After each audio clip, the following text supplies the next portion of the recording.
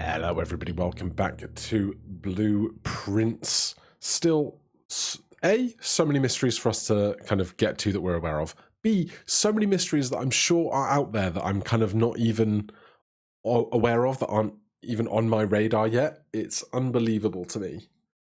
So what I'd like to do when we get in just a moment after we get our our allowance, is check the achievement card in the lobby just to see how we're doing on that front. Day 53 already. Right, no package.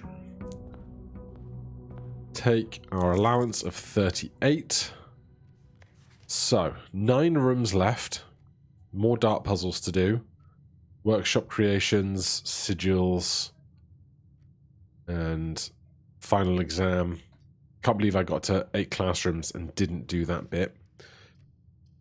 Let's do bedroom.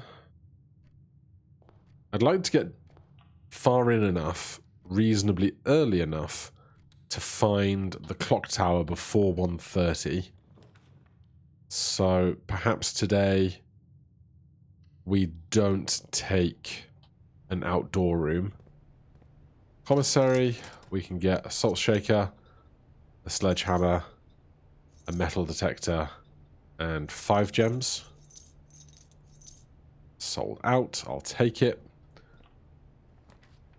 Then from here, courtyard, we could go workshop, we just got some stuff. And usually there's something to be gathered here. Like the battery. Something else is beeping. A key, a coin. Key. Salt. No. Metal detector. No. Battery pack. Sledgehammer and something else. Alright, well, we have options.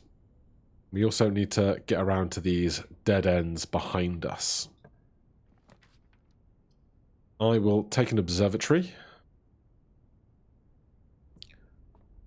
This is 44 stars now. We are very interested in the 50-star day. But we get a whole bunch of that, which is lovely.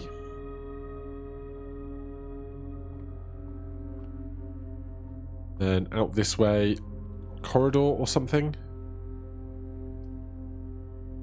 I guess we can go patio. We don't have a shovel yet, but we have no other options to get into that lower right corner, so be it. Gem. Gem. Yep. Nothing for us with those. We do not have a shovel. Like, there could be anything hiding in rooms like this. That's what gets me so anxious going around places. Dining room seems like the obvious choice. Take our lunchbox. There's no secret code on the lunchbox, is there? Can we examine these things? We can, sort of.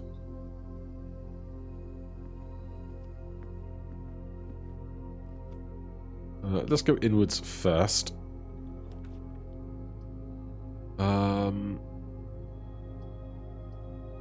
Hallway or drawing room. Hallway gets us there without spending the gem.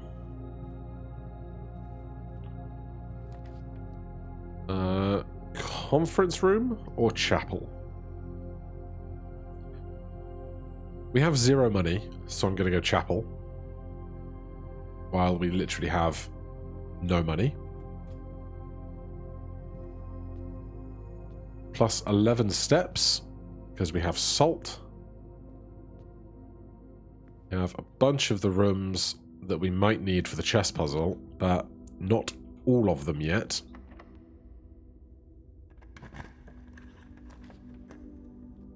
We don't have a shovel, but does offer us lots of extra doorways, and we have a decent number of gems, so I will...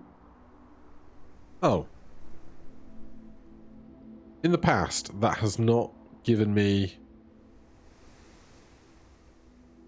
the finger. I've just clicked underneath it, but hey, can't be mad. This is just a note from Mrs. Babbage. We do not have a shovel. Let's do south first. Which way is south? This one? Nope. This one.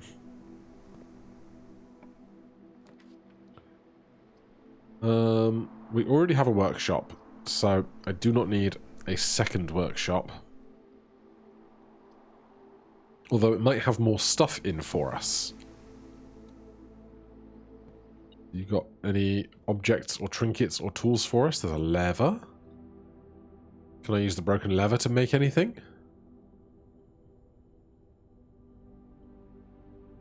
Power hammer. Hello. That's a new one.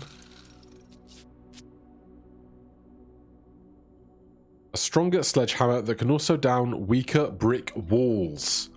Holy. Okay. First of all, there's like a key or a coin in here. Now, we're going on a massive tangent. We are going down to the foundation. How exciting.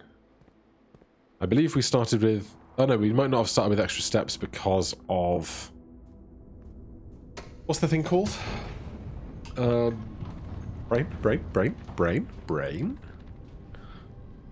The sauna. It was probably because of the lunchbox we just got.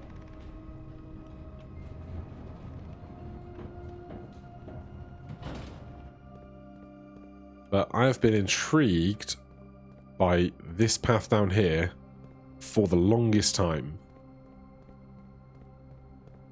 And never did I imagine that it would be an extra powerful sledgehammer that would let us smash through here. What is this? The sealed entrance. Scripts and Rutherford Mining Co. Patent for high pressure condenser. Okay, I've seen this before. This is the thing that lets you into the room above the cog thing. Excavation progress is going smoothly and crew spirits are higher than they've been in weeks. I believe this increase in morale is in no small part due to the installation of the boiler, which has honestly been a godsend. We now have steam power and no longer have to rely on raw muscle to scrape and heave at the clay like dogs. The new steam power hoists and winches are fully operational and have been able to unearth over 5 times as much sediment per shift as we had been previously excavating.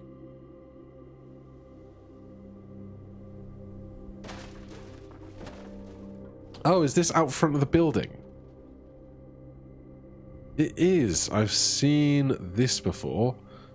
So that gives us a direct entrance into the foundation. Which is interesting. But I don't know how helpful that is to me. So we're now outside, obviously. I still don't know what this is for. Or if it is indeed for anything. The torches are not lit. I can't squeeze by any of these boxes. Are you like a hidden switch that if I light you, maybe the boxes will crumple away? I don't know, but for now it seems that this continues to be a mystery. The real question is... Oh, the greenhouse, I think, has what looks like a compromised wall on it. Also, there's a bunch of rubble that looks like this somewhere else. If we just imagine that we're entering for a new day, we start here. There's nothing to smash around here. There is also, if we go to our notebook, there is, excuse me, blueprints notes. There is, down here somewhere, this. The only thing that I can think this looks like is the climb up the clock tower, maybe, but I'm not sure.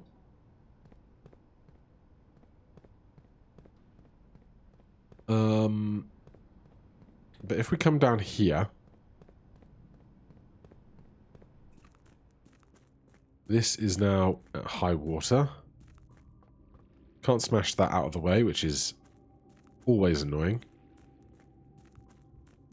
I'm like, can I smash a barrel? Is there something else to smash? I don't know.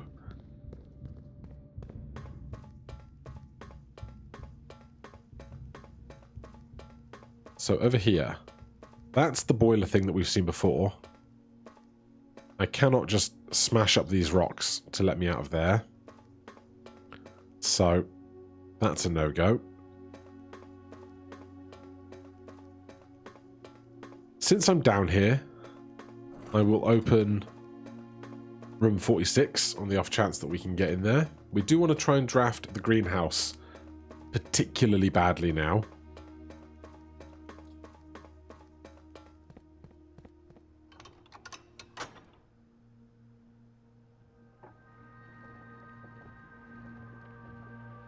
So, there's the north door. One of these I have completed, but did not get the puzzle box. This guy. When these tiles are pressed, red tiles, graced with red tiles in honor of General Teskin's victory. When red tiles are placed, all black tiles on the box turn red in triumphant victory, while all white tiles turn black.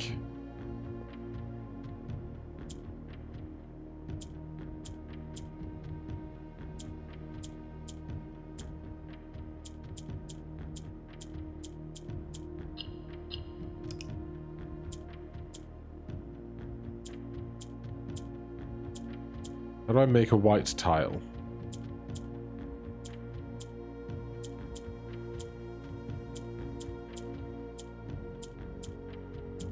But those are grey tiles, not white tiles, right?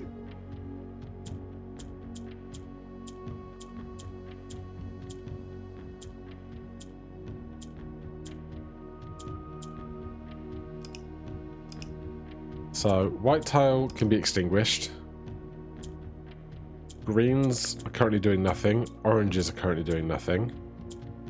Greys are doing nothing. So we have these four to start with. That rotates them round. So black makes them go round in a carousel. Green can swap corners. Black makes them go around in a carousel, swap corners again. Then make that go around in a carousel. Make that swap corners. Then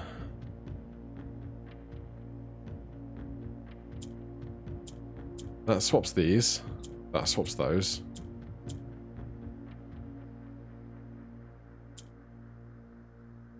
Hitting the black just moves it along, yes.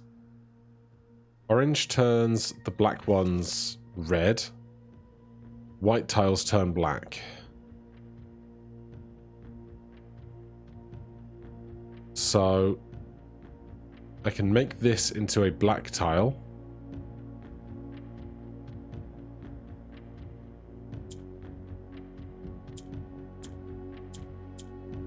No, I can't. Yeah, no, I've still not got the brain space for that one right now, and that's fine. I want to see what we can do about this sledgehammer that we now have. The power hammer.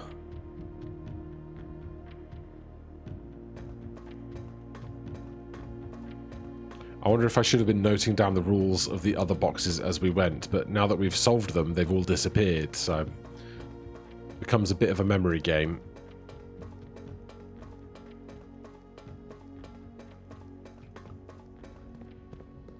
What I should probably note down is how many steps is it between here and the front door versus climbing back up to the top the other way.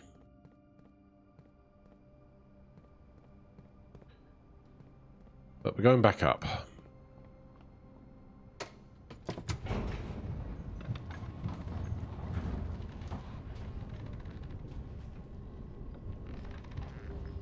reckon the sledgehammer can destroy the televisions in security. Seems a bit more niche, doesn't it? Right, let's go out this way.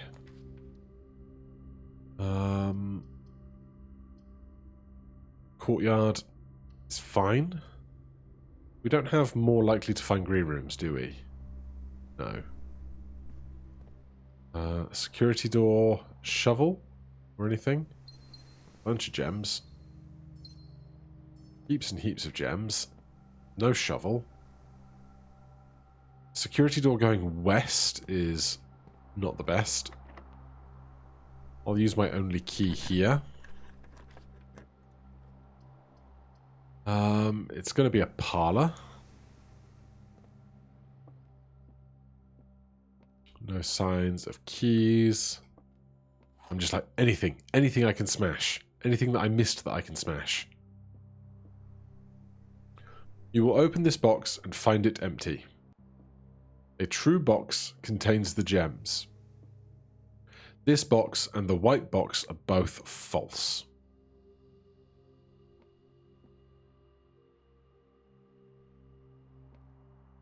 A true box contains the gems. I think this is a lie, and I will find stuff in it.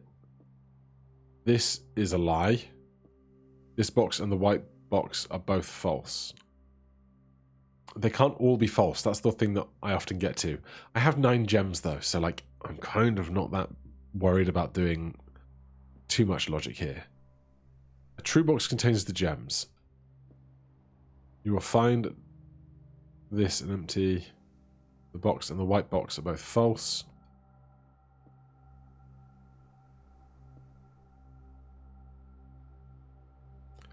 I'm beyond trying to logic my way through these things sometimes. Yeah, that's fine.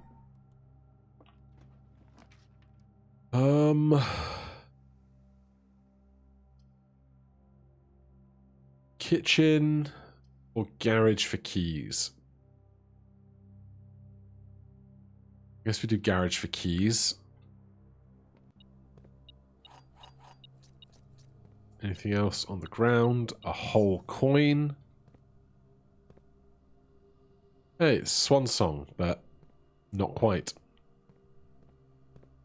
This note, still don't think there's anything super extra for us. There could be anything hidden, like, among all of this stuff, you know?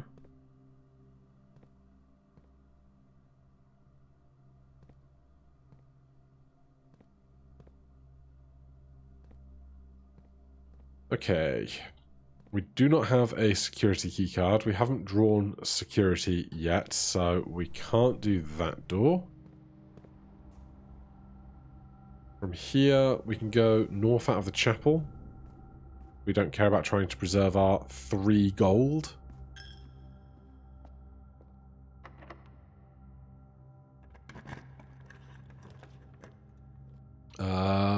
Three-way den or a 4-way passageway. I'll take the 4-way passageway. I think.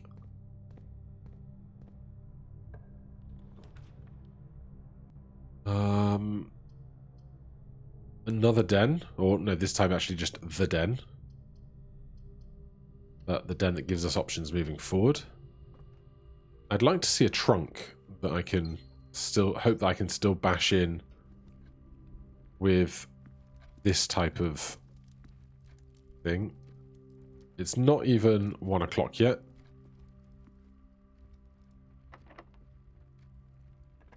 Use a key. Oh, look, security. Take security.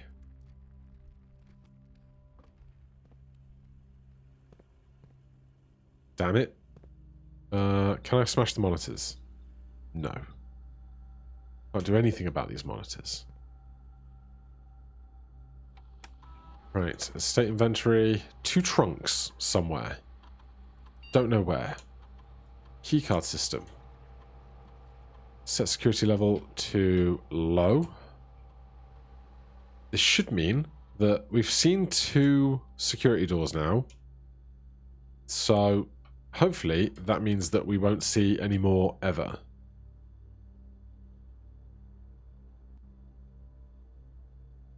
We'll get a science experiment going. Because we can. Remote terminal access. View active terminals. Laboratory. Yes. Hackerman.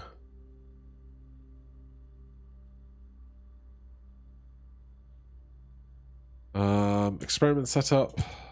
Continue.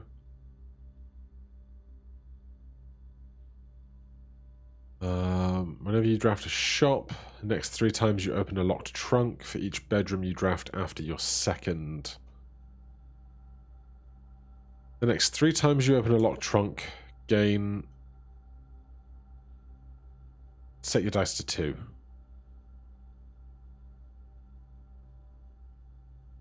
Do I want that or bedrooms? We've drawn 1 bedroom so far, I think. There's 2 trunks somewhere in this building.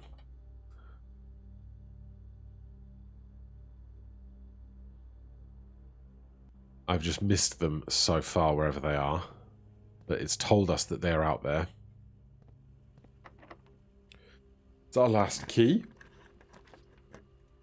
Let's go hallway.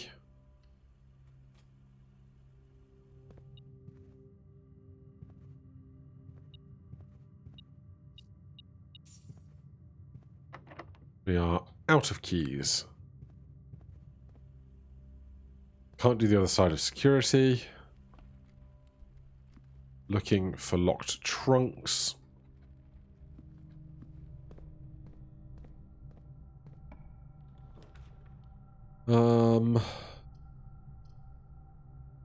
We can get into this room from the dining room. Although we don't have money for the keys, really. So why bother drafting the locksmith right now?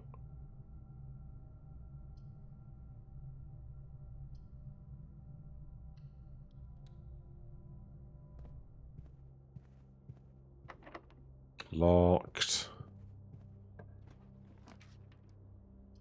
Drawing room, you may redraft. Down to 5 gems.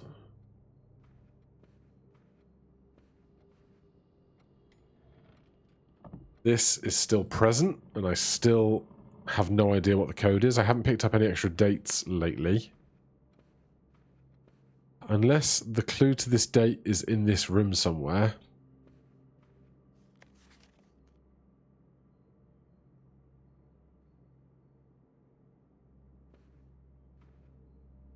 But I really have no idea.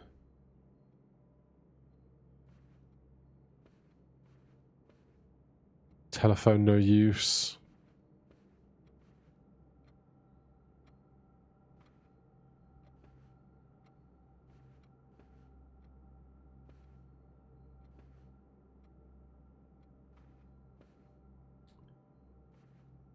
It's all the same bits of art over and over again. I've got no idea if that's some kind of code. No idea at all. Right, you're all locked. Where's a lockpick when you need one? Oh my god. Really? Okay. We can start going up the bedroom side. Can we try this one? Nope. This corridor will always be left unlocked on the opposing side.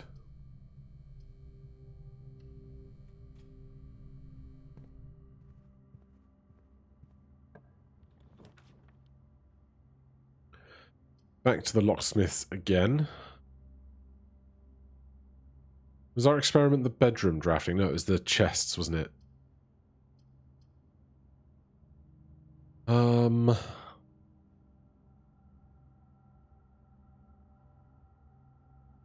me the solarium. Dinner is served. That's nice. Can I smash this window? Why is this a T-shape? It bugs me so much that I have no idea.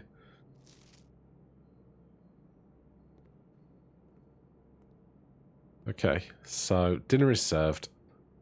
We need to go way back down to look for keys. So straight down to the next hallway. Then over to the dining room. Take a gold from me. Here is the dining room. Dinner? Shepherd's pie? Country stew pie? Boiler room. We don't have it, but I'm just going to take the dinner. 21 extra steps. You locked? You are. Right. Patio, observatory, workshop, commissary, entrance hall, bedroom. Jeez. He's really not my friend today. Also, haven't seen those two trunks that I'm promised are around. They're not here, right? They are here. When did they get here? What populates these here? Well, that's delightful. Am I going to leave the other trunk until I've spent these 2 dice? I think I am. We didn't come in this room yet.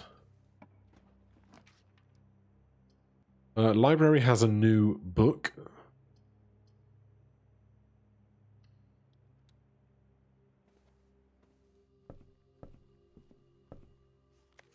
The Curse of Black Bridge by Redford Ewing. Forward. The legend of Black Bridge is one that is well known to the people of the Grand Realm, for versions of this tale have been passed down from generation to generation. With each new telling, the story has changed, becoming over the years more colourful, more verbose, and one might expect increasingly horrifying. However, with so many renditions and unique personal touches, the task of confining and binding this tale to text seems an ambitious and impossible challenge. Over the course of my research, I have heard dozens of variations in the legend, and while the details would often change, I was surprised by how much of the story's heart remained the same. Yet the more I listened, the clearer it became that there could never be a definitive version of the tale capable of capturing the wonder and myth of Black Bridge. In the end, I chose to write down what felt most authentic, the story my grandmother told me as a boy long ago. Part 1, The Berry Picker from Oris. Many years ago, before peace had become a familiar word, there lived a group of rogues so wayward that the locals deemed it appropriate to call their number the Unholy Hounds. They were feral outlaws composed of society's worst in a time when society was at its worst, and for each crime that fearful travellers credited to the group, a dozen more lay unclaimed, each worse than the last. For the gentry, however, who often value their coffers more than their companions, no crime could measure more wicked than the group's primary enterprise, high-road robbery. One such member of this so-called band of rogues was a boy of 13 years, Jesper, who had not been lucky in life, having lost 2 brothers to war and parents to famine. In the years of hunger that followed, Jesper lived in a gutter behind a churchyard, relying on the nourishment of scurrying bugs and weeds harvested from the cracks of the alleyway to sustain his pitiful existence. It is not surprising that a child aiming to escape such hardships would take any easy road out. An easy and well-travelled road paved with temptations leading out to the city and into the gentry, where loose purse strings entwine with the strands of salvation and glisten equally with the hope of opportunity. It was this road that eventually led Jasper to the end of his youth, a hidden cave at the bottom of the Black Bridge Canyon. It was here that he met the surrogate family and saviors, the notorious gang of godless outlaws known as the Holy Hounds. Despite the hardened circumstances that led him to this vocation of banditry, Jesper was surprisingly tender-hearted and was often teased by the group for being too kind for such an ignoble life. For this reason, Jesper was assigned the innocent role of berry picker. It was not just innocence that set berry picking apart from the gang more wicked undertakings. It was for the only duty performed without the safety and night's concealment. Jesper, no stranger to solitude, did not protest that he worked alone while others slept soundly, tucked away at the cave at the bottom of Blackbridge Canyon. On one such occasion, Jesper decided to get an early start. He left the cave berry basket in hand and set out into the woods before the morning sun had even brushed against the tallest treetops. It was colder in the mornings, but the headway dawn afforded meant Jesper could reach furthermost berry patches without worrying of being chastised for tarrying upon his return. It took over 3 hours on foot to reach his destination, and along the way Jesper had passed by many a familiar bush, all priorly pillaged and so bereft of berries that one would have to dedicate several moments in earnest examination before finding a single one. Jesper was patient, but even patience has its limits. He was confident that even accounting for the time lost with this long stretch of travel, his efforts would be well worth the pains. Surveying the patches of this new grove surprised even Jesper. The red dots suspended among leaves seemed as numerous as stars upon the sky.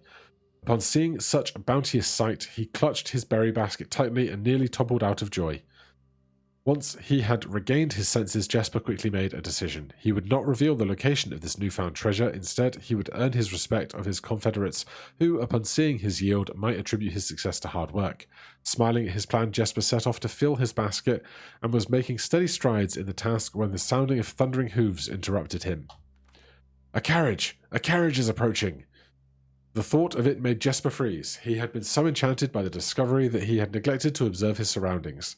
How could a roadway be so close? He ducked down and crept towards the impending sound, hiding behind one of the larger bushes of berries. It was only a moment before the sound source revealed itself. Within 50 paces where Jesper hid, an elegant carriage with gold trim came soaring around the corner of trees, led by 2 beautiful white horses and conveyed by a stern-looking driver seated atop the vehicle, flaunting the most sophisticated regalia Jesper had ever seen. It was not just any carriage, it was a royal carriage. Even without ever having witnessed such a sight before, Jesper was certain. The sight had so transfixed Jesper that he stood awestruck, unable to tear away as the carriage approached. The little concealment the bush provided was soon proven unequal to the driver's lofty perch, and upon spotting the boy, he pulled the reins with such effect that the noble steeds slid to a sudden halt with precise control. "You, boy, get out from behind that bush," he shouted with a rigidity that betrayed a modest amount of fear. "You startled me half to death. Coming round the bend with my own drive and seeing such an unfamiliar face in a place where there ought to be any face, not at all." Jesper quickly contemplated running. The man was much older, and his dress was suitable for courtly behaviour, not dashing through the bramble and mud. I was picking berries." Jesper raised the half-filled basket to allow the driver to see the proof of his words. The demeanour of the man suddenly changed. It was a change that Jesper was familiar with. He had seen many times the same stern expression on the most fiendish bandits melt away when presented with a berry basket. Any suspicions that the driver might have had instantly evaporated, for even the notion of a member of the unholy hounds picking berries seemed farcical. The softened expression even made allowances for a smile. "Berries, eh? Say, you couldn't have picked a better spot for them, could you? I used to pick berries here as a boy."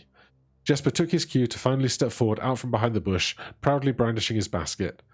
"I know what luck I found them. I have only just begun picking, and look how many I have. It would have taken me 4-fold the time back home to procure the number."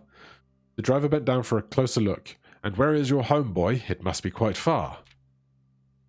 Jesper replied with a scripted response, "A little south of Tanner Fork, just past the burnt woods." "My God, that is far.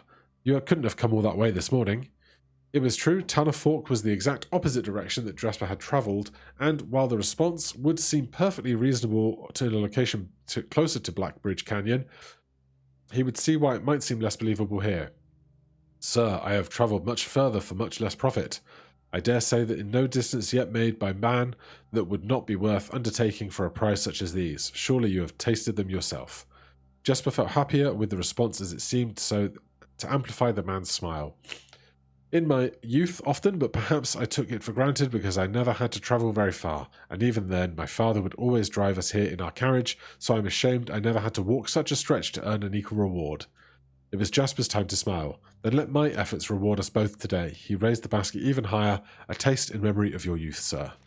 The driver chuckled and removed one glove, bending over and over the seat to reach down to the basket. At the moment his fingers touched the first berry, the dagger in turn met his throat, cutting through a superficial layer of skin and drawing blood. Jesper caught the man's startled eyes. "And for that taste I will have your purse, sir, in memory of my youth." The driver's arm had gone stiff, his chin raised and trembling, more frightened than he had ever been before. Whether unable or incapable of speaking, he did not respond to the boy. Perhaps he did not think his jaw could afford to be engaged in this particular time. Jesper let the basket drop, freeing his other hand to probe the man's pockets. "Do not mistake me, sir. I will not kill you if you do not give me cause. Though I will admit, the thought of taking your carriage and leaving you in the indignity of walking appeals to me." Unable to find a purse in the man's coat, Jesper pivoted to search the seat under him. "Why have you no purse upon your person?" The driver slowly raised his hand cautiously, pointing towards the carriage door behind him. Jesper lowered the knife edge to a small degree to allow the man to speak, which he did in turn softly. "There's a lockbox in the carriage." "Well, come down then and grant me the courtesy of sparing your life and binding your hands, a concession, I assure you, of my tender heart, for it would be much easier to slit your throat." The man started to comply, slowly lowering himself from the driver's seat of the carriage. Once down, Jesper guided him away from the carriage to a nearby tree where he instructed him on how to get to his knees, put his hands behind his back. "Excuse his inexperience," the man indulged Jesper while he figured out how to adequately bind him. Excusing his inexperience. The smile and kindness Jesper had seen on the man's face, no nothing more than a distant memory. In their place, cold dark eyes displaying no emotion. "I wonder, should I grant you the same clemency you are showing me?" Jesper stopped, surprised by the question, but ignored it, secured the final bindings, and then hastily returned to the carriage. With one hand on the door's handle, he turned back to the man. "If there's no lockbox, there will be no clemency." Inside the carriage was surprisingly dusty and unswept, a stark contrast to the elegant and polished golden facade of the exterior. It had apparently been many years since a passenger had enjoyed passage in this vehicle. This all but confirmed what Jesper had suspected. The driver of his carriage was not a livid servant of the employ of some greater master. Any curiosity of that observation might have been further produced was quickly abandoned upon seeing what rested under the carriage's back seat, a large wooden lockbox. Despite its hefty appearance, the box was surprisingly easy to handle. Within a few minutes, Jesper had dislodged it from the hold and carried it out to the sunlight. Inspecting the box carefully, 2 observations were made. Totemic symbols found carved on all 4 sides of the box hinted that the box was very old and likely not created by Aurelian hands. It reminded him of artifacts from the old world and was presumably crafted in one of ancient times. Secondly, the box was secured by a rusted yet robust padlock and would not open easily without a key. Jesper looked over to see the driver quietly observing from an indentured position. "Do you perhaps have a key you can provide me to this box?" Without emotion, the driver replied, "There is no key to that box." Jesper stood up. Easy enough then. He headed over to a nearby rock of sizable dimension and lifted the stone up, carrying it back to the box. There was ever a time when that lock had been resistant to brute force, it wasn't recent. With one hit, the stone had completely shattered the rusted lock. He bent down and opened the lid. Inside was an effigy, a crude figure chiseled from stone. Without too much deliberation, Jesper bent down and picked it up, somewhat surprised how heavy it was, given how light the box had felt. Having expected to find something more akin to gold or gems, he looked questioningly to the man, hoping to find an explanation. The driver's smile had once again returned and cursed the boy, for deadly is the stone. "You have opened that which could never have been opened, and you are cursed." Jesper carried the effigy over to the man and shoved it in front of his face. "What is it?" "That's one." Feeling his disappointment raising to anger now, Jesper tightened his grip on the effigy. "One what, you mumbling agenter? And in God's name, why have you no purse upon your person?" The man did not seem intimidated. One pace. He paused for effect. 12 more and you will be dead. He only had a second to flinch before the effigy struck him in the hand and put an end to the cryptic ramblings. If there was ever a time when the old man had been resistant to brute force, it wasn't recent. Jesper looked down at the sculpted stone figure, now splattered red. Was it cursed? Was he cursed? He had of course heard stories of curses, but had never doubted their validity in the past. But now that he was standing face to face with the possibility of being cursed, his mind pleaded with him to be skeptical. And what if he was cursed? What difference would the knowledge make? A dozen more paces would not be enough to find another living soul, to say nothing of the chances of procuring a remedy. If he did not move from where he now stood, he could live maybe another 3 or 4 days, maybe more given the abundance of nearby berries. A plan that, if we ignore its obvious faults, might provide additional opportunity for help to come along. But what good would that do, to be discovered here? Beside the body, stolen goods in hand, bloated from berries, and raving about a curse that would very well not be real. Could very well. No, it would not. It would most certainly be better to face one's fate now, take a dozen paces, and see if life goes on. But Jesper found his legs unable to make that first step. His mind was unable to convince his limb to waste away 1/12 of his life in a single motion. Feeling the desperation sink in, he hoped as he looked about him for a solution. And if, by some stroke of luck, the gods had heard his plea, a miracle materialized before him as he found himself suddenly at the end of a fairy tale. 2 white horses and a carriage of golden trim were beside him, the answer to his immediate prayers. He laughed at his fortune and calculated the short number of paces back to the road. 4, perhaps only 3 if he jumped. He made a quick survey to see if there was anything he wished to grab before taking the plunge. He thought about removing the driver's fancy coat, as that appeared to be of some value, but the additional risk of undertaking such a task too great to chance, and so, after a profound breath, he took the 2nd, 3rd, and 4th steps, though they were quite large. Seated now behind the horses, he reached for the reins and suddenly realized that he was still gripping the effigy. If the curse was real, then it would most certainly be better left here. If, on the other hand, the story was fictitious, there might be some appraisal that could be made of the figure. It was, after all, found within a lockbox, whose typical function oft secures objects of value. Having witnessed firsthand the horrors of destitution, Jesper found his mind equally reluctant to allow his hand to let go. If it is cursed, I die. If not today, then tomorrow. And if I die, what care have I? And with that statement, said aloud to the horses seemingly, Jesper took up the reins with confidence. Part 2. Below the Black Bridge. I'm just going to count the number of remaining pages in this book. 2, 4, 6, 8, 10, 12, 14, 16, 18, 20, 20. Alright, strap in. Miller awoke to some light nudging from a familiar foot. Only one person would have the cheek to awaken her in such ill-mannered fashion. Shaking the sleep from her eyes, she glared up at him in the darkness, but did not say a word. He nudged her again, teasing, then stepped back into the dim. After taking a moment for her eyes to adjust to the darkness of the cave, Miller remembered she was on 3rd watch today. Quietly collecting her things and wits, Miller turned as she left, waving for her young friend who was more than likely already asleep. She crept through the cavern's main passage, careful not to wake the sleeping bandits around her. Like a hero in a book, she often mused. Quietly, she grabbed a bow from the haphazardly formed pile of weapons, shaking the accompanying quiver in the darkness to assess how many arrows it held. She then walked towards a sun-drenched mouth of the cavern, ready to start her shift.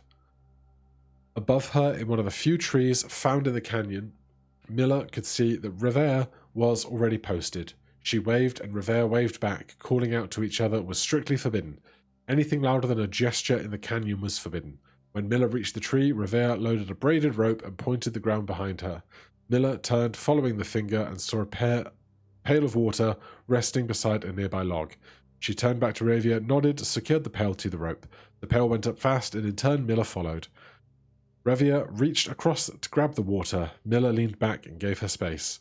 There was not much room for maneuvering in this tree post, a necessary concession for the concealment the outpost demanded.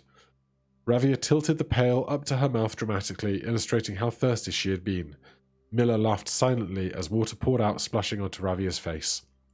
It was a bit too daring and noisy of a joke, and had the others been around, they would have certainly been scolded for the unwarranted sound, but Miller appreciated the efforts Revere took to verbalize the silence of the morning.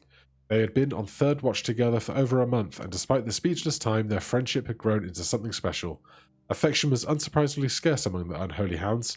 She had felt camaraderie before, of course, but intimacy never. From their elevated vantage, the girls could see both the concealed entrance of the cavern as well as a clear view of the bridge that spanned across the canyon.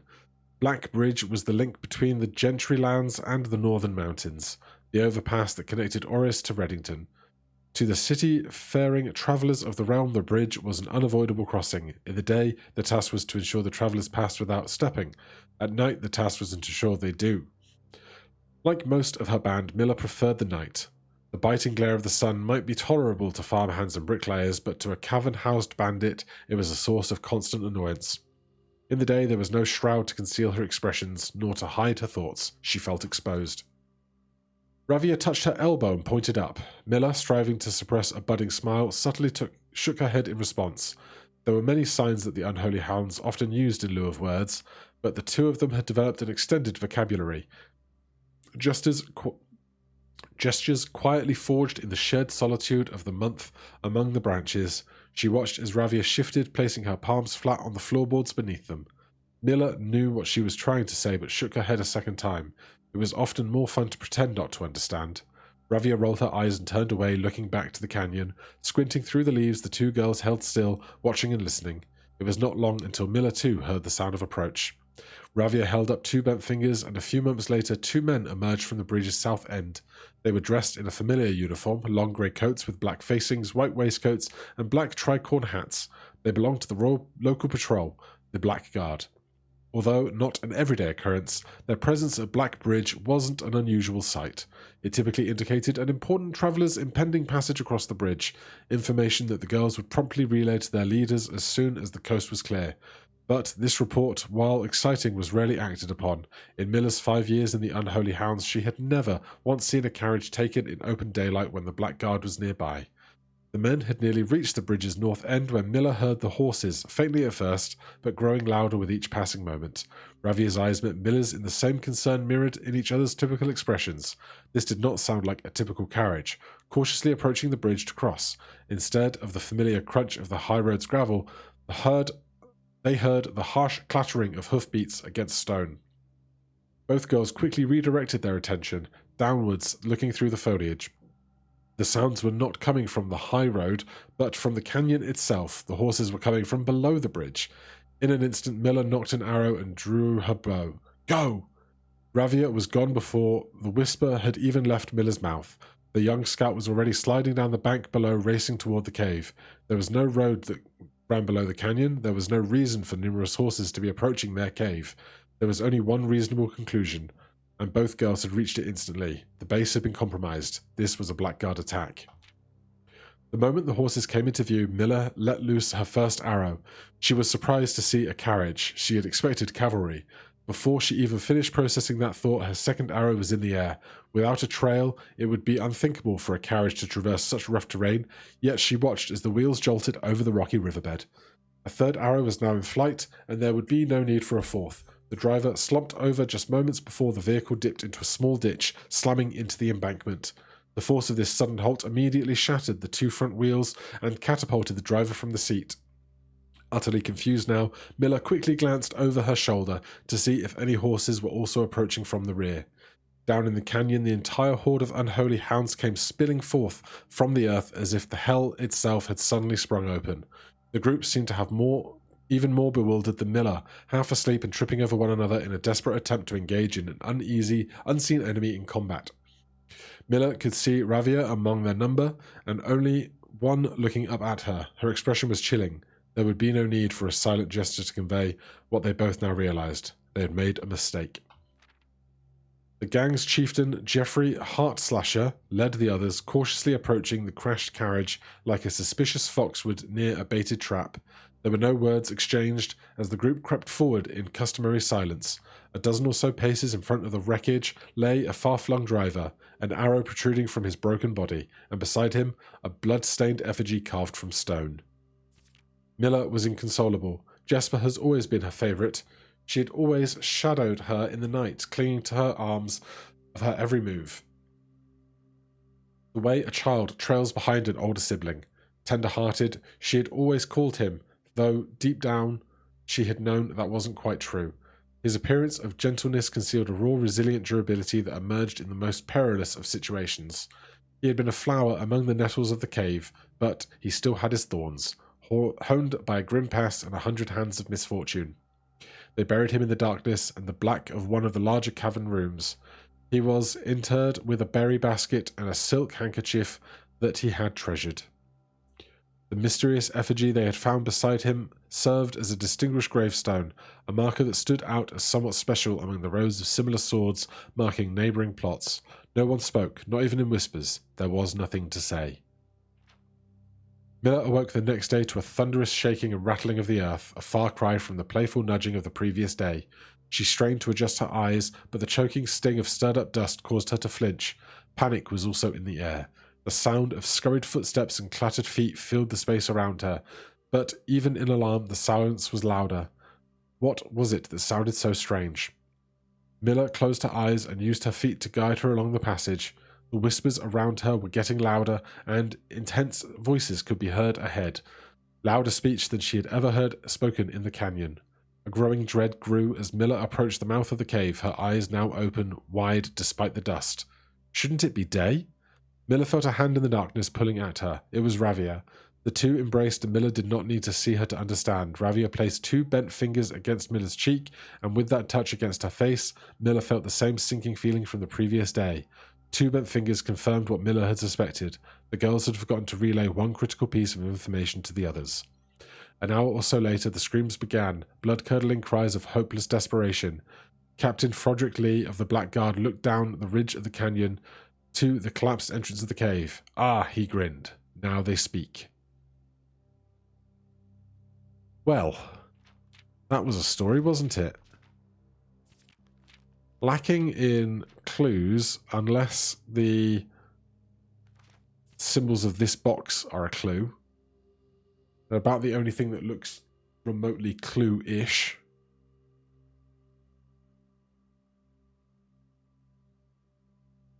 I'll stick it... do I have a books tab in my thing? Digital families and rooms, gallery. No, I don't have a books. Let's make a page called books. Right, if there's something more to this book, I have not internalized it at all through reading it.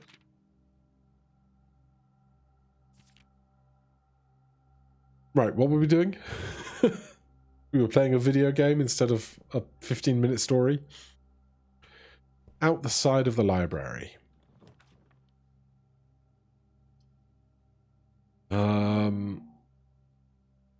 Okay, here's a quick question. 4 chess pieces. Right, that's in my chess piece puzzle page. We have the observatory for a knight. Attic or chapel? We have the chapel for a bishop. We have the library for a king. I think the library is king. The vault or the nook for a rook. We don't have either of those yet. So I don't think the study helps us.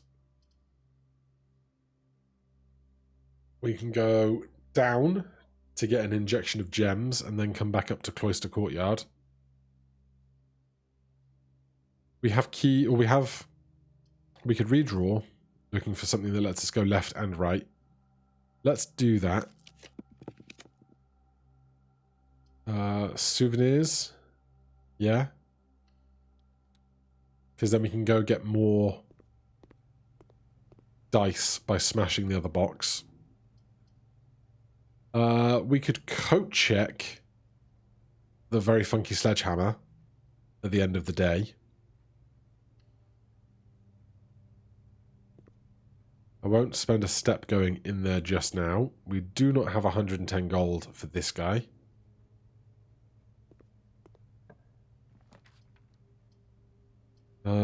Music room has keys.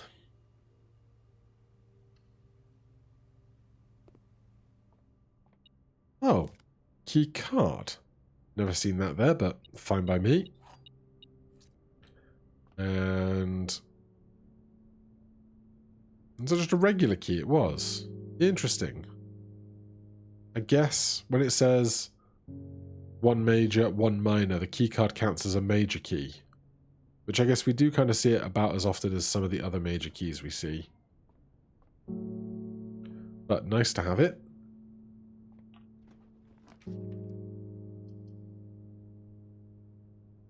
We could do the Great Hall, because we have the lockpick.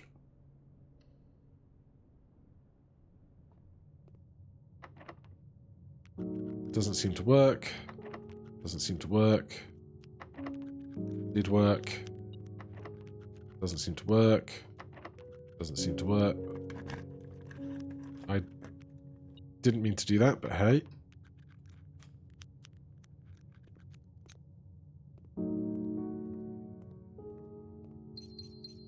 Gems. I would have opened this one if I could, because it makes beeping noises. We do have a path up.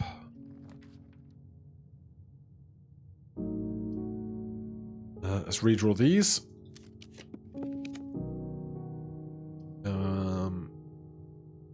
What time is it? Is it anywhere near 1:30 right now? I did spend a long time reading that storybook though, didn't I? Yeah, it's like 3:30. Damn it. Alright. Nothing extra for us up here. Okay, this is all dead end now then. This does not look like the staircase where it looked like something could be smashed in that picture.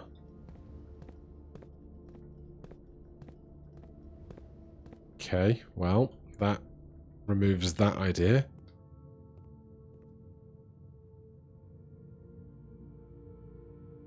So, we have not got the silver key. Library, bedroom, 47 keys. Do I leave the power hammer behind?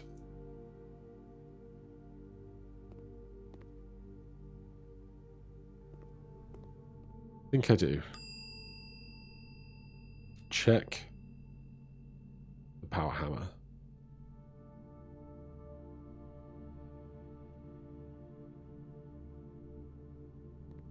Okay. Library, bedroom, +2. We've spent both of them. Oh, I can't now open this with the power hammer. Dummy.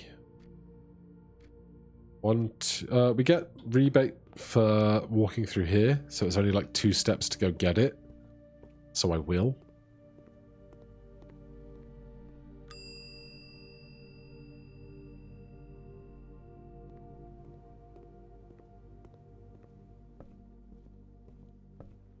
Mostly for the dice, but it could also have keys.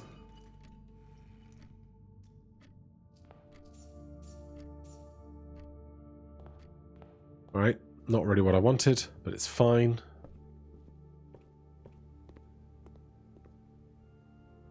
If I do draft the greenhouse, well, we have 1, 2, 3, 4 places to get it. I'm just going to keep it, because I think there is something suspicious about the greenhouse, and I would like to get into the greenhouse if I could. We got lots of unlock tools now. So let's go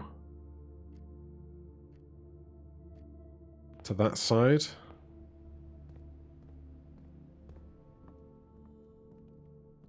Nothing more for us to make out of these, is there?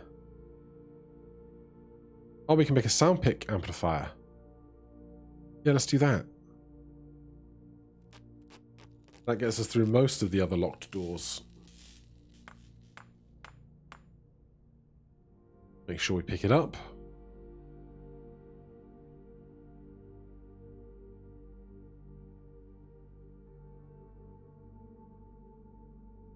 Do I want to go back to the Great Hall now? That's another 1, 2, 3, 2, 1.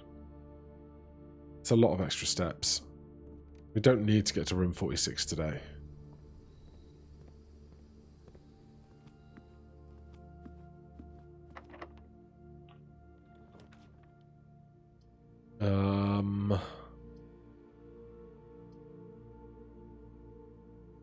redraw these. No, I should probably save the redraws for non-dead end sections. 2 extra items. Whenever you draft a bedroom, gain 8. Give me 2 extra items. Key and a gem. Totally fine. Then going over to the courtyard, I think. Takes one of my coins.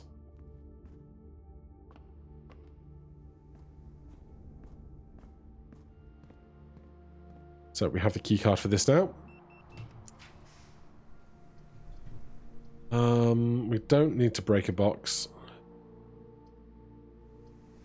We can boudoir, get 2 more dice and a gem.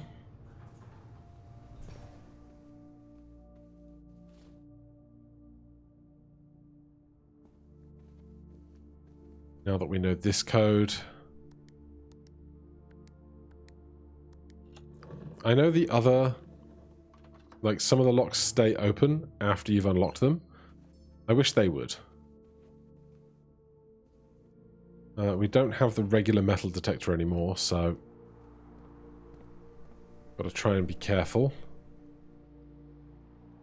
So, foundation chapel, passageway, east wing drawing room. Down to 25 steps. No shovel.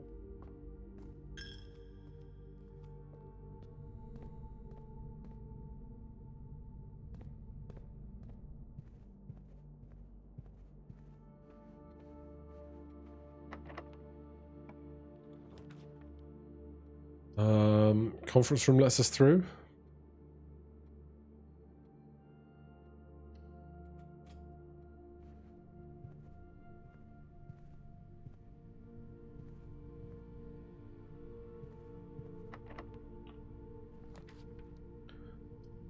Parlor lets us through. Or we could just redraw now.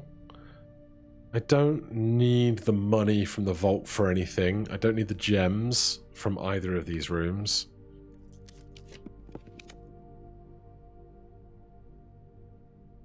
I don't need either of those. Mailroom's not bad for tomorrow. I'll draw again. Let's go treasure trove.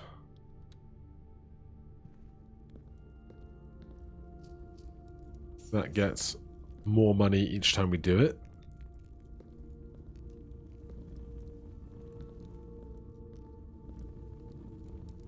I am not using a key on that trunk again.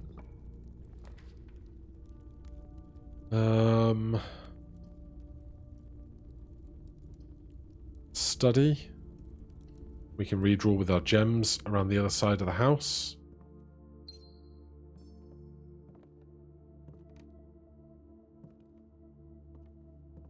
Safe in here that I still don't have any idea of the date of.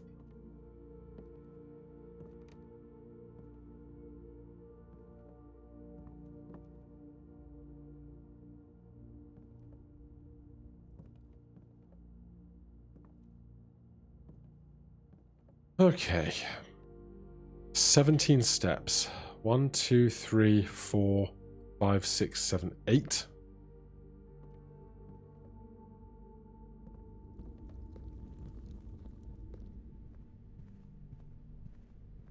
Just want to draft the greenhouse, damn it.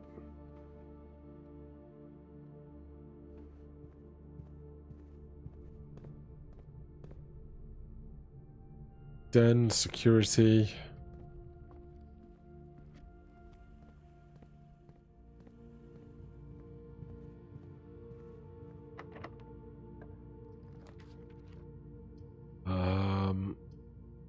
West Wing Hall.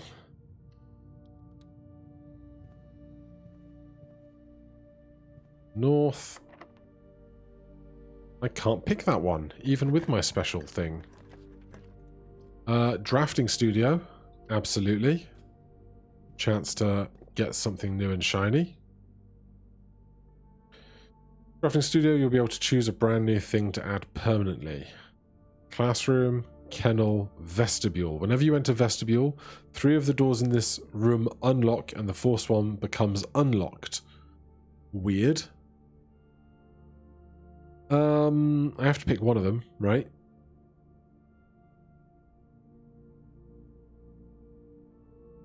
Let's take a kennel. Each time you dig in a room, unlock all doors in that room. Sure. Then a very detailed model of a paper safe. I don't have a magnifying glass to look at what that date might be, or what the wear on the code might be. Oh, hold on. Great Hall partitioning plan for December. That's just today. That's the partitioning for today. Drafting, basics. Yeah, that doesn't really help me, does it?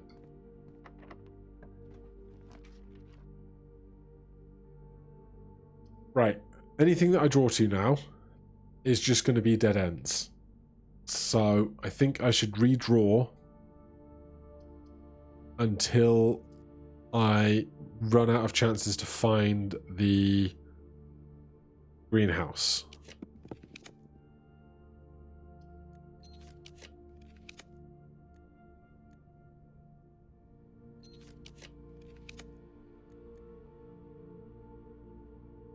Of course, then I won't have the gems to draft the greenhouse that I want, will I?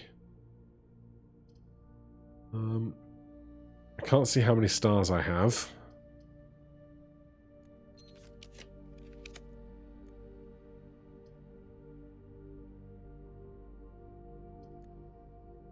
Seven steps is not enough to get back to coat check.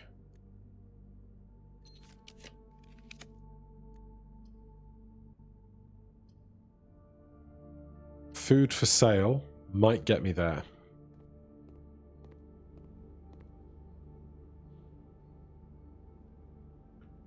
Add 10 and add morning room to today's draft pool.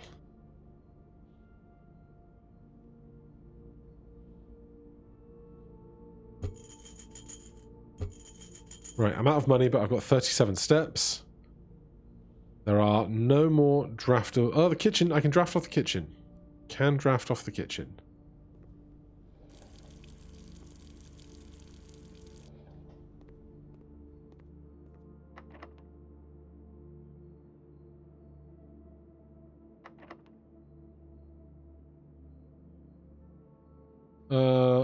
It doesn't say my sound pick amplifier doesn't work. Oh, there you go. Okay, it is saying that. Sure.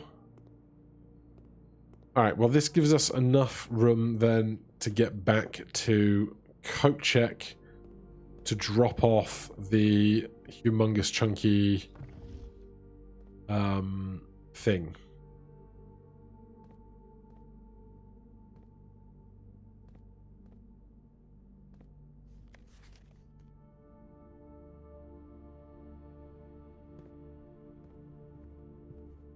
Powered sledgehammer, because there's got to be other routes that we can make use of things with it, surely.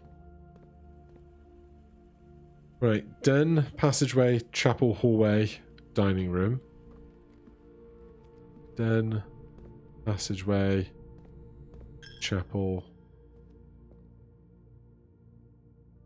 We could go foundation and straight south, in fact.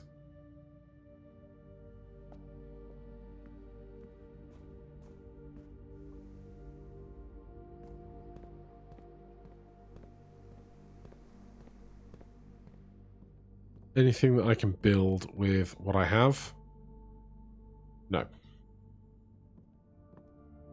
Keycard and salt is just going to look at like something very suspicious. Isn't it?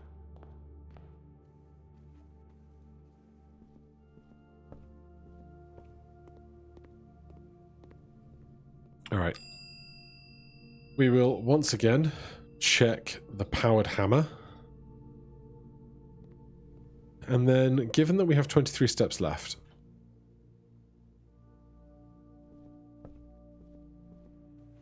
shall we take a real quick run out to the rooms out the front? I don't know what I could possibly draw that would benefit us, but whatever room we do draw, we can just have a little poke around. If we get the crypt, we could go check for any clues that we might have missed down there. I'll take specialized tools. Of course, we get the wrench at a time where I really don't need it. We can't draft anything with this wrench. So there's no need for us to have it.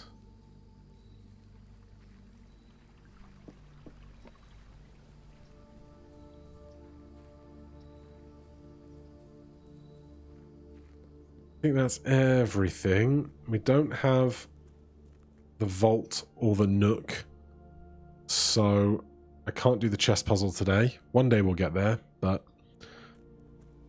not today as my memory recalls.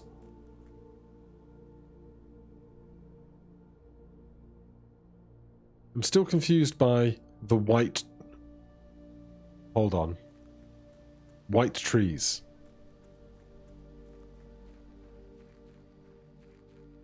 What is the thing about white trees? I have a clue about white trees somewhere. Is it the music sheets? Find among the white trees under 2 stones.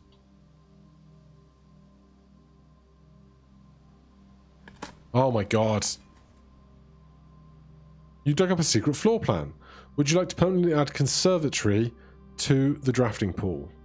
Adjust the rarity of the floor plans in your house. Yeah. Okay, not what I thought it was going to be. I don't know how I missed these white trees being here for so long, but that's a real fun thing to find right at the end of the day.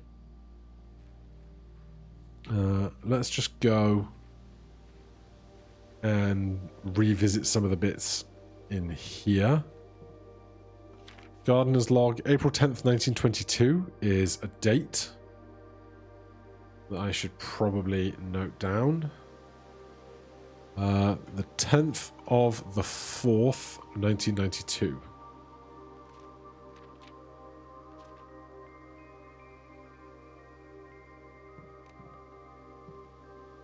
Otherwise,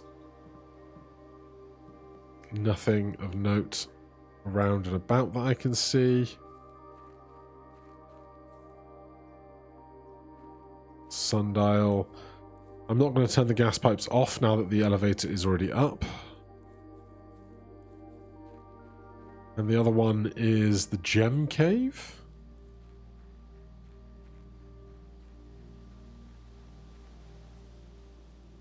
Gemstone cavern.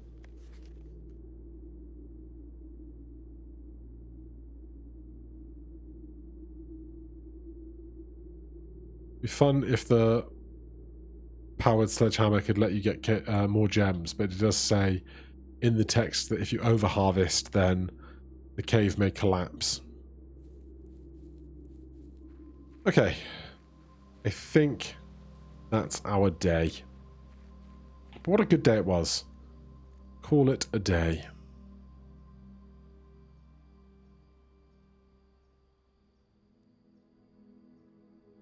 Four green rooms, 4 tomorrow rooms, garden manor of tomorrow.